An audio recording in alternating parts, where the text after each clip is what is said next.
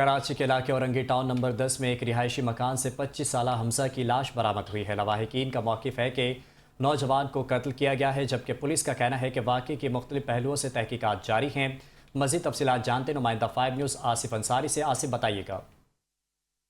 جی بالکل، کراچی کے علاقے اورنگی ٹاؤن نمبر 10 میں ایک رہائشی مکان سے 25 سالہ حمزہ کی جو ہے وہ رسی سے بندھی ہوئی لاش برآمد ہوئی تھی، جسے دیکھنے سے بظاہر طور پر یہی ظاہر ہو رہا ہے کہ اسے جو ہے وہ ہاتھ اور وہ باندھ کر پیر جو ہے اسے لٹکایا گیا، منہ میں اس کے کپڑے بھی لگائے گئے تھے۔ لیکن پولیس کا یہ کہنا ہے کہ ابتدائی معلومات کے مطابق جو ہے ہم تمام شواہد کو اکٹھے کر رہے ہیں، اس کے بعد ہی حتمی فیصلہ جو ہے وہ پیش کیا جائے گا کہ آیا کہ یہ قتل ہے یا اس نے جو ہے خودکشی کی۔ اس وقت ایس ایچ او مومین آباد شہباز یوسف ہمارے ساتھ موجود ہے۔ ہمیں بتائیے گا کہ فیملی کی طرف سے یہی الزام لگایا جا رہا ہے کہ یہ قتل کیا گیا ہے، لیکن پولیس اس وقت کیا کر رہی ہے؟ اچھا، ابتدائی طور پہ تو جس طرح وہ اس کی لاش لٹکی ہوئی تھی لگ رہا تو اسی طرح ہے جس طرح اس کے ہاتھ وغیرہ بندھے ہوئے، لیکن ہم نے کرائم سین والوں کو بھی اپنا کروایا کرائم سین اور اس کا پوسٹ مارٹم وغیرہ بھی کرایا۔ جیسی فردر رپورٹ آئے گی، ابھی انویسٹیگیشن جاری ہے، ابھی ہم کچھ بھی نہیں کہہ سکتے کہ یہ کیا ہے کیا نہیں ہے، لیکن جیسی یہ اس کا رزلٹ وغیرہ آئے گا انشاءاللہ ساری چیزیں سامنے آ جائیں گی۔